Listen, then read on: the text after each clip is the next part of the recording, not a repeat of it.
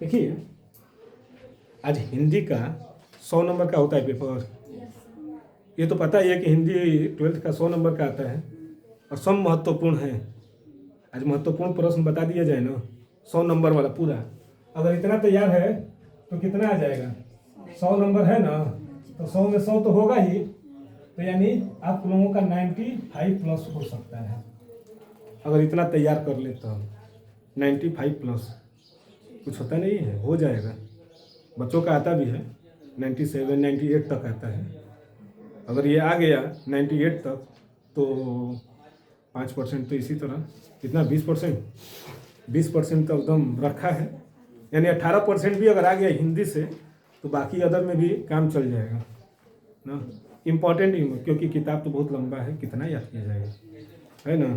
तो देखिए, पहले क्या देखेंगे, पहला पार्ट का देख लिया जाए संपूर्ण किताब का। किताब से जो है खंड क से, जिसमें पहले आता है, देखिए आप लोगों का तो बहुविकल्पी आती है। पहले प्रश्न तो आपको बहुविकल्पी आता है, 6 गो आता है गद्य से, 6 गो पद्य से। लेकिन उसके बाद क्या आते हैं, उसकी गद्य और गद्यांश और पद्यांश दोनों आते हैं ना। देखिए, गद्यांश और पद्यांश में कौन कौन से इंपॉर्टेंट है, तो जिसमें सबसे पहला आता है, पहला चैप्टर आप लोगों का है राष्ट्र का स्वरूप। कौन लिखा है? वासुदेव शरण अग्रवाल, है ना। बहुत ही, ये तो हर साल आता है, हर साल इससे पद्य गद्यांश से सवाल आते हैं। यानी उसका पद्य का आता है और उसको व्याख्या करने के लिए आते हैं। संदर्भ सहित भी आता है कि कौन लिखा है ना।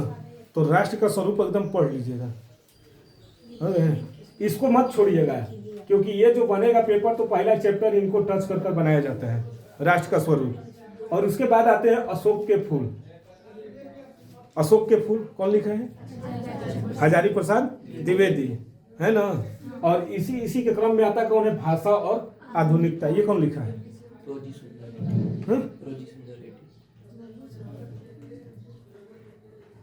कौन लिखा है इसको? ये तो देखिए, यानी ये तीनों को क्या करिएगा आप लोग? सुंदर रेड्डी ना, यही बोल रहे हैं, यही ना। तो देखिए कौन है, तो देखिए भाषा और आधुनिकता, ये तीनों को आप लोग क्या करिएगा, पूरी तरह से श्योर है। तीनों ज्यादा मतलब लंबा, पूरा किताब पढ़ेंगे तो लंबा हो जाएगा, तो इतना ही क्या किया जाए, पढ़ा जाए, है ना। आप सुंदर रेड्डी हैं, भाषा और आधुनिकता के सुंदर रेड्डी हैं, प्रोफेसर सुंदर रेड्डी वही हैं। यानी ये तीनों कौन? राष्ट्र का स्वरूप, अशोक के फूल और ये भाषा और आधुनिकता। इससे अगर करेंगे तो आपको कितने नंबर मिलेंगे?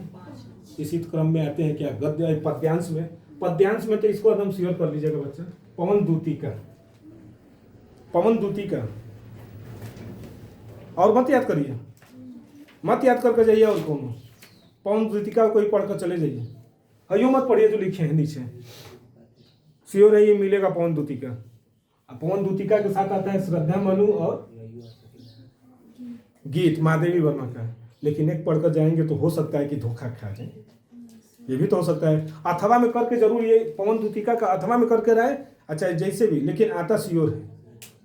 तो ये तीनों को क्या करेंगे, कर लीजिएगा। अगर हो जाएगा तो क्या होगा, 5 नंबर ये भी मिल जाएंगे ना। यानी 5 5 10 नंबर काउंटिंग करते जाइएगा। उधर बहुविकल्पी का खत्म है, वो तो हो जाएगा। ये हो गया। इसके बाद क्या आते हैं, लेखक का जीवन परिचय। ज्यादा समय नहीं देना रहता है। लेखक का जीवन परिचय कोशिश करिएगा 10 मिनट के अंदर लिखने का। समय है, घर पर बैठिए, उसको ज्यादा से ज्यादा 7 मिनट ले जाइएगा, तब तक का हिंदी का पेपर होगा। अगर वो सब समय बचा रहेगा ना तो फायदा करेगा, निबंध में काम आ जाता है। क्योंकि निबंध है, इधर जो व्याख्या करना है, तो मान लेते हैं कि नहीं आए तो जीवन परिचय तो याद है, तो तुरंत इसको कोशिश घर पर बैठकर आप लोग करिए, इसको बैठकर आप लिखना शुरू करिए, क्योंकि समय नहीं है। समय बाद ही करिए कि 5 मिनट के अंदर हमको जीवन परिचय 5 मिनट में लिखना है, शुरू हो जाइए। लेकिन जल्दी जल्दी लिखेंगे तो सुंदर राइटिंग भी तो चाहिए, तो राइटिंग बना के कोशिश करिए। देखिए कितना समय पर हो रहा है, अब पेपर को सॉल्व करिए आप लोग। तो इसमें देखिए पहला जो आते हैं कौन, वासुदेव शरण अग्रवाल, श्योर है। यहाँ पर जितने लिखे हैं ना, चारों के चारों इंपॉर्टेंट हैं, लेकिन उसमें से भी श्योर है आई वासुदेव शरण अग्रवाल और आचार्य हजारी प्रसाद द्विवेदी, ये दोनों तो एकदम मुख्य हैं।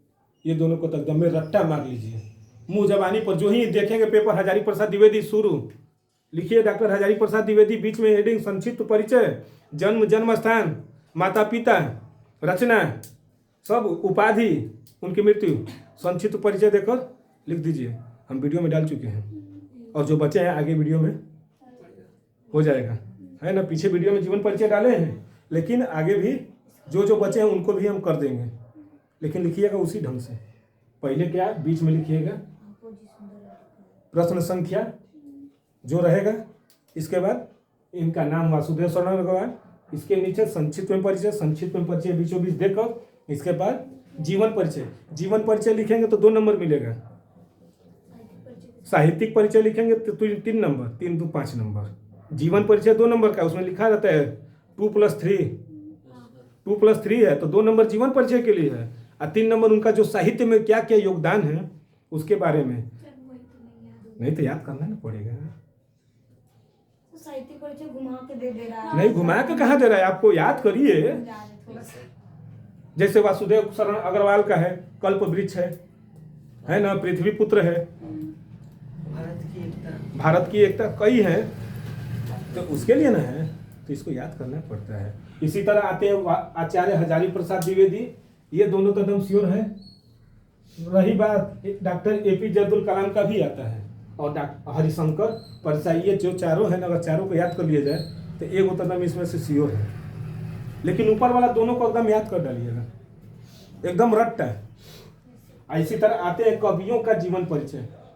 कवियों का जीवन परिचय जिसमें आपको क्लास 10th में मिला होगा जयशंकर प्रसाद का, यही एक दोनों हैं जो 10th में भी है और 12th में भी है, तो ये दोनों का याद कर लेंगे तो आपको फायदेमंद हो जाएंगे।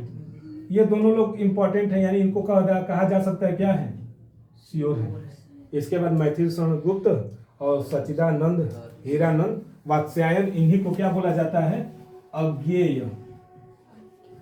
हो सकता है कि पेपर में दे दे अज्ञेय जी, तो अज्ञेय का यही है। चारों इंपॉर्टेंट हैं, आज जो भी है इंपॉर्टेंट है, घर पर जाइए सबका शुरू कर दीजिए, कापी पर एक जगह शुरू हो जाइए। अभी समय है 2-4 दिन, काम हो जाएगा। काम हो गया तो समझिए कि उधर हमारा भाग रहा है, और सब्जेक्ट में अगर थोड़ा बहुत भी इधर उधर होगा 19, तो ये उसको क्या कर देगा, 20 कर देगा। अगर इधर 19 हो रहे हैं भाई, और भी तो सब्जेक्ट हैं, अगर वो सब 19 हो रहे हैं तो ये उसको 20 करने में कहीं पीछे न हटे। इसके बाद भाई तो आता ही है कहानी। कहानी में 2 कहानी एकदम श्योर है, एक पंचलाइट और एक बहादुर। पंचलाइट और बहादुर कहानी का उद्देश्य लिखने के लिए आ सकता है या फिर सारांश। उद्देश्य और सारांश में अंतर है। कहानी आपको सुना दिया गया तो उसका क्या उद्देश्य है, आप उससे क्या सीखे हैं, समाज ने उससे क्या सीखा है, वो क्या होता है, उसका उद्देश्य कहलाता है। और सारांश वो होता है कि आप पूरी कहानी पढ़े हैं और उस कहानी में आपको जो जो मुख्य मुख्य चीज़ें लगे उसको लिखना होता है। ये बचिया पढ़ लो, इतना अच्छा चीज़ चलाता है। क्योंकि बच्चे गलती जानते हैं क्या करते हैं, पूछा है उद्देश्य लिख कर आते हैं सारांश, तो गलत तो होगा ही। ये याद कर लीजिएगा, हम वीडियो डाल दिए हैं बहादुर कहानी का उद्देश्य और सारांश, और दिल बहादुर का वो भी डाल दिए चरित्र चित्र। पीछे वीडियो में जाइए तो दोनों मिलेंगे, उद्देश्य मिलेंगे और सारांश भी मिलेंगे। तो उद्देश्य में क्या होता है, उस कहानी से आपको क्या सीख मिली है, समाज को उससे क्या मिला है, उसके बारे में बताया जाता है। और सारांश होता है ना, तो कहानी का जो मेन घटनाएं हैं उसके बारे में लिखना होता है। उसका उद्देश्य नहीं है कि आप उस कहानी का क्या है, कैसे चल रहा है। जैसे पंचलाइट है, गोधन है, गुलरी कार्की है, मुनरी है, तो ये सब का नाम याद करना पड़ता है, उनके बारे में बताना होता है। कनेरी जो सहेली है मुनरी की। इसी तरह इसमें बहादुर में निर्मला है, लेखक की पत्नी, जो चाहती है कि हम भी शौक से रहें, जबकि है मध्यम परिवार की। तो मध्यम परिवार के लोग कैसे, जबकि मध्यम परिवार के लोग को उनकी शालीनता होनी चाहिए, हृदय में बहुत ये होता है। पूंजीपति न करते हैं, टार्चर दुर्व्यवहार करते हैं, लेकिन यहाँ पर मध्यम वर्गीय परिवार कैसे एक बालक पर दुर्व्यवहार कर रहा है उसके बारे में उसका उद्देश्य है। और ये क्या है, सारांश। एक आता है खंड काव्य। सातवां जो होता क्या है, जनपद वाइज होता है, जनपदों के अनुसार होता है। यहाँ पर जैसे गाजीपुर वाले के लिए अगर कहा जाए तो क्या आता है, त्यागपथी है, और भी है त्यागपथी के लिए और भी जिले हैं। उसी तरह रश्मि रथी है, रश्मि रथी ये वाराणसी के लिए हो जाते हैं, वाराणसी, उन्नाव, बारामती, तो ये सब जो आते हैं ना, कई जनपद हैं, उत्तर प्रदेश की कई जनपद हैं, तो सब में खंड काव्य अलग अलग आते हैं। तो खंड काव्य में हो सकता है कि उसका चरित्र चित्रण आ जाए लिखने के लिए। खंड काव्य में क्या आते हैं, या तो नायक का या चाहे नायिका का चरित्र चित्रण आएगा, या फिर उसके सर्ग आ जाते हैं कि प्रथम सर्ग, द्वितीय सर्ग, वो सब आते हैं। ये भी कितने नंबर के आते हैं, 5 नंबर। ये जनपद वाइज होता है। तो यहाँ पर जो जनपद जिसका जो जो होगा वो अपना देख लेगा, को किताब में तो दिया ही रहता है, समझ गए ना। तो ये क्या थे, खंड क से जितने भी चीजें थी इंपॉर्टेंट, अब देखा जाएगा खंड ख से। ख पूरा ग्रामर पोर्शन चला जाता है, उसको देख लिया जाए। देखिए ख नंबर वाला क्या होगा, वो क नंबर वाला तो हो गया, अब ख नंबर वाला क्या होगा, इसमें आते हैं क्या, संस्कृत का। आपकी किताब के पीछे है संस्कृत, उसमें गद्य और पद्य इसमें भी आते हैं। यानी एक गद्यांश हो गया हिंदी का, एक पद्यांश हो गया हिंदी का, तो संस्कृत का भी गद्य और पद्य, जिसमें सबसे ज्यादा ये दोनों से आते हैं। इससे तो एकदम श्योर है, संस्कृत भाषायाम महत्व, इससे हर साल पूछा है। और साथ में लिए रहते हैं महामना, मालवीय, ये दोनों से पढ़ लीजिएगा आप लोग, श्योर है, ये दोनों से आएंगे। इसके बाद आता है पद्यांश से, तो पद्यांश से तो आपको यही ना मिलेगा, सुभाषित रत्नानी यानी श्लोक, और एक आ जाता है उसी में दिया रहता है, जातक कथा में श्लोक दिया है। जातक कथा में देखिएगा तो श्लोक दिया है, यानी दोनों को क्या करिएगा, ये दोनों क्या है, इंपॉर्टेंट है। जैसे उसके हिंदी के लिए था, उसी तरह ये संस्कृत के लिए भी है। इसके पास आता है सबसे महत्वपूर्ण अपठित गद्यांश, यानी आप पढ़े लिखे नहीं है, वो गद्य पद्य जो आएंगे, जैसे गद्य जो आएगा ना, वो एक कहानी होती है, एक पैराग्राफ में लिखा रहता है, और उससे रिलेटेड आपको क्वेश्चन पूछेगा, तो उसके बारे में आपको बताना रहता है, उस कहानी से क्या आपको शिक्षा मिली, रेखांकित अंकों, रेखांकित भागों का क्या करिए, अर्थ बताइए, तो उसके बारे में वो पूछता है। ये आप पढ़े रहेंगे, उसी से रिलेटेड तो मिल जाता है, ये नहीं है कि अलग है, उसी से रहता है, आप खोजेंगे तो मिल जाएंगे उसी में। इसके बाद आते हैं मुहावरे तथा लोकोक्तियाँ। देखिए ये दोनों तो 2-2 नंबर के सवाल आते हैं। लोकोक्तियाँ माने जो कहावत होती है, जो हम लोग कहते हैं, एक तो मुहावरा होता है, और एक होता है कि जो हम लोग कहते हैं, कहते नहीं है कि कई ऐसी बोली आ जाती है कि नाचना आवे आंगन टेढ़ा, ये तो मुहावरा हो गया है? हाँ, वही उसका मतलब जो हो जाए, तो ये। इसके बाद क्या आते हैं, शब्द युग्म बनाना। शब्द युग्म दिया रहेगा, दोनों के अर्थ क्या रहेंगे, समान होने चाहिए। शब्द युग्म जैसे तद्भव और तत्सम आता है ना, वही इसी को कहा जाता है शब्द युग्म। इसके बाद क्या आते हैं, शब्द का अर्थ बताइए, दिया रहेगा और उसका अर्थ आपको बताना रहता है। जैसे पर्यायवाची नहीं होता है, उसी तरह एक का अनेकार्थी, अनेकार्थी शब्द, उसी तरह इसका अर्थ है। इसके बाद आता है वाक्य संशोधन। वाक्य को थोड़ा सा हम किताब पढ़ते हैं, तो उसको संशोधित करिए, लगेगा कि सही है। हम किताब पढ़ते हैं, सही है, लगेगा कि सही है, लेकिन वहां पर कह रहे हैं मैं किताब पढ़ता हूं।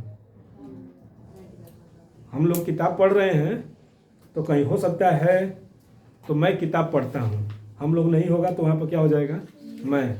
तो उसी तरह दिया रहेगा, लगेगा कि सही है, लेकिन सही नहीं रहेगा, वो क्या रहेगा, गलत रहेगा। तो आप देखिएगा ना कि मात्रा गलत कहीं हो जाएगा, सेंटेंस कहीं गलत होगा, अच्छा संशोधित करना होगा, तो वहां पर जोड़ घटा सकते हैं आप लोग। हाँ, जोड़ भी सकते हैं, घटा भी सकते हैं। इसी तरह आता है एक रस आता है, तो रस में आप लोगों को 3 रस मिलेंगे आपको।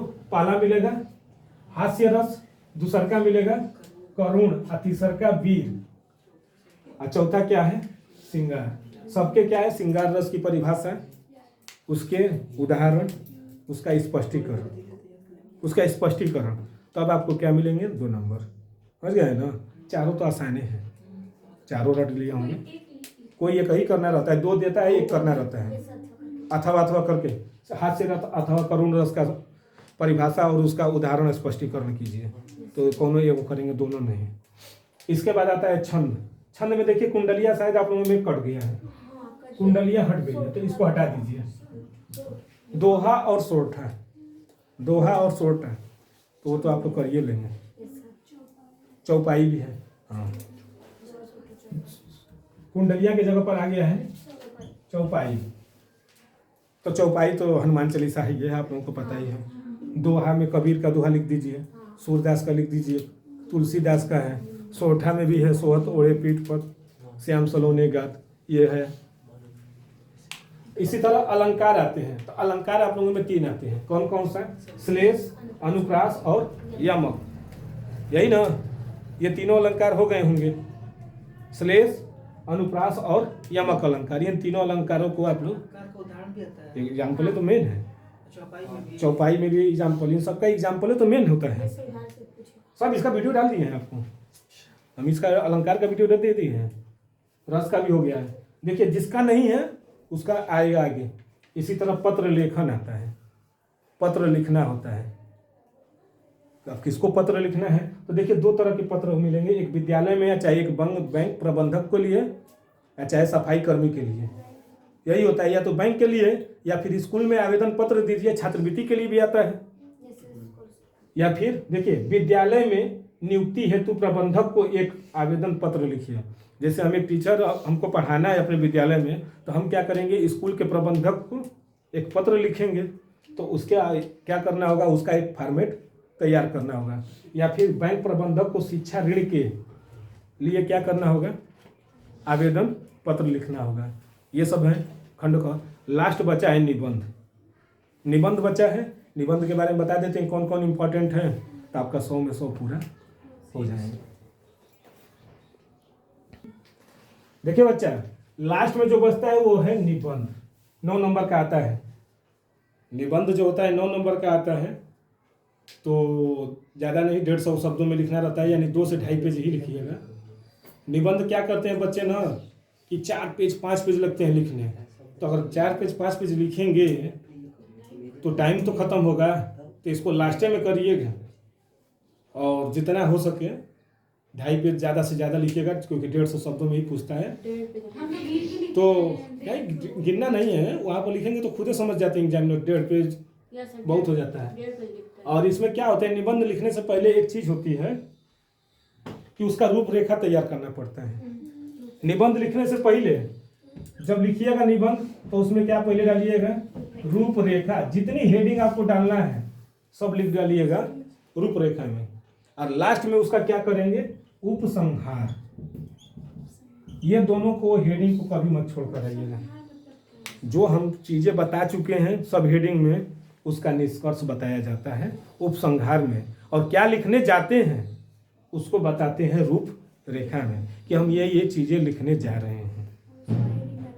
और उसका हेडिंग पूरा, जितना हेडिंग है पहले रूपरेखा जरूर हेडिंग डालिएगा। और जो जो आपके दिमाग में हेडिंग चल रहा है उसको लिख दिए। 5 गो, ज़्यादा से ज़्यादा 6 होगा हेडिंग, 5 से ज़्यादा नहीं होता है। 6वां हो सकता है, तो 6वां आपका यही रहेगा, लास्ट वाला यही। अब बीच में जो आप हेडिंग डाले थे यहाँ पर लिख दिए, तो एग्जामिनर रूपरेखा देता है कि बच्ची क्या क्या लिखे। उपसंहार को निष्कर्ष भी करते हैं। उपसंहार या निष्कर्ष, तो उपसंहार अच्छा लगता है सुनने में, तो वो पूरा निष्कर्ष कि हम क्या लिख रहे हैं। तो देखिए कुछ जो निबंध हैं जो इम्पोर्टेंट है, जैसे पर्यावरण प्रदूषण समस्या और समाधान। इस समय जो चल रहा है सबसे ज़्यादा पर्यावरण पर ही चल रहा है। दूसरा का है आतंकवाद समस्या और समाधान, ये दोनों तो एकदम श्योर है। भारत में बेरोजगारी की समस्या, ये हम पिछले वीडियो में अपलोड कर चुके हैं। और भी ये सब जितने निबंध लिखे हैं सब वीडियो में अपलोड करेंगे। अभी पहला जो ये कर चुके हैं बेरोजगारी। इसके बाद आता है वर्तमान समाज में नारी की स्थिति क्या है भी बहुत अच्छी चल रही है इस समय, सबसे अच्छा स्थिति में नारियों का चल रहा है स्थिति। इसके बाद क्या है, साहित्य और समाज का संबंध, जैसे साहित्य है और समाज के संबंध। और मेरे प्रिय कवि, आप कोई भी एक कवि का क्या उठाइएगा, उनका जीवन परिचय। मेरे या मेरा लिख सकते हैं, मेरे प्रिय कवि, ये भी हो सकते हैं। और लास्ट वाला है जो भारत का अमृत महोत्सव। भारत का जो अमृत महोत्सव, एक अमृत महोत्सव कब मनाया गया था? जब भारत आज़ाद हुआ था। तो यहाँ पर वही लिख सकता है कि आज़ाद भारत का अमृत महोत्सव के बारे में लिख सकता है। या इस समय जो चल रहा है इन द प्रेजेंट टाइम, क्या चल रहा है? इलाहाबाद में जो प्रयागराज महाकुंभ, प्रयागराज में जो चल रहा है महाकुंभ, भाई हो सकता है आ जाए। यूपी बोर्ड है, उत्तर प्रदेश का है, 144 बार ये 144 साल बाद ये आया है अमृत महोत्सव, तो ये भी दे सकता है, अमृत महोत्सव दे सकता है। प्रयागराज नहीं, कुंभ के बारे में कि कितना हम सब लोग गए हैं, क्या क्या स्थितियां घटी हैं, क्या क्या व्यवस्थाएं हुई हैं, सबके बारे में वहाँ पर लिखना होगा। निष्कर्ष में लिख कर आएंगे कि हम गंगा नहा कर आ गए, सब पाप धुल गए और सही सलामत अपने घर हम आ गए। यही बड़ी बात हो जाती है। इतनी भीड़ में भी अनुमान लगाया गया था कि 1 महीने में 45 करोड़ लोग आएंगे, लेकिन अनुमान हो गया कि 100 करोड़ लोग पहुंच गए, नहा कर निकल गए। वह बढ़ गया, शिवरात्रि तक था, लेकिन जब भीड़ को देखते हुए उसको और बढ़ा दिया गया।